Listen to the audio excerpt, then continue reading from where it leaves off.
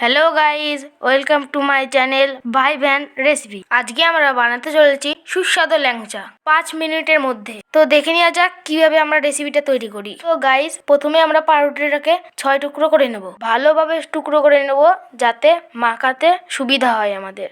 তো প্রথমেই 1 বাটি দুধ নিয়ে পাউরুটি পুরো ঢেলে দিতে হবে ভালো করে। তো এবার ভালো করে পাউরুটিটাকে মেখে নিতে হবে। খুব ভালো করে মাখতে হবে যাতে পাউরুটিগুলো গোটা না থাকে। তো গাইস, এটা বানাতে গিয়ে আমার সাথে একটা ঘটনা ঘটে গিয়েছিল। সেই ল্যাংচা পুড়িয়ে গিয়েছিল।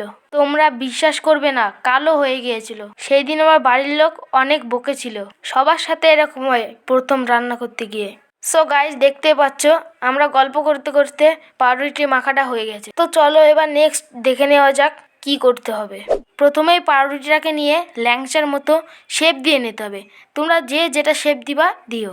আমি একটু গোল করে তারপরে লম্বা করব যাতে আমার শেপটা ভালো হয়। তো আমি যেরমভাবে করছি তোমরা চাইলে আমার মতো করবা, খুব সুন্দর হবে। তো গাইস, দেখতে পাচ্ছ কত সুন্দর হয়েছে শেপটা। তো তোমরাও করে নাও। তো এবার আমি আস্তে আস্তে সবগুলো করে নিচ্ছি ভালো করে। তো দেখতেই পাচ্ছ আমার সবগুলো করা হয়ে গেছে। মোট আমার 6টা হয়েছে। তো কত সুন্দর লাগছে দেখতেই পাচ্ছ।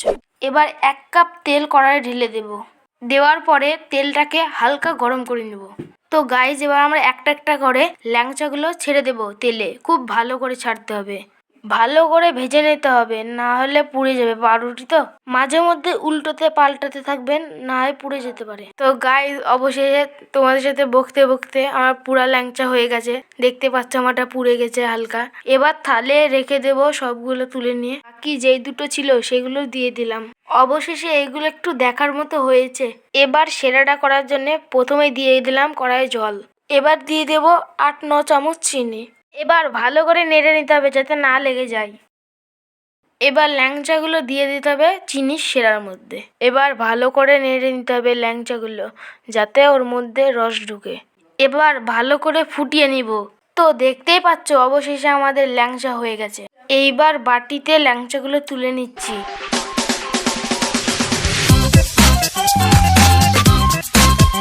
তো অবশেষেই আমাদের সেই ল্যাংচাটা হয়ে গেছে। তো দেখতেই পাচ্ছ কত সুন্দর ল্যাংচা নরম হয়েছে। দেখো, এই যে দেখতেই পাচ্ছ সেই স্বাদ হয়েছে। তো কেমন লাগলো আমাদের এই রেসিপিটা? তো এই রেসিপিটা ভালো লাগলে অবশ্যই ট্রাই করবেন। এরপর নেক্সট কি রেসিপি করব কমেন্টে বলো।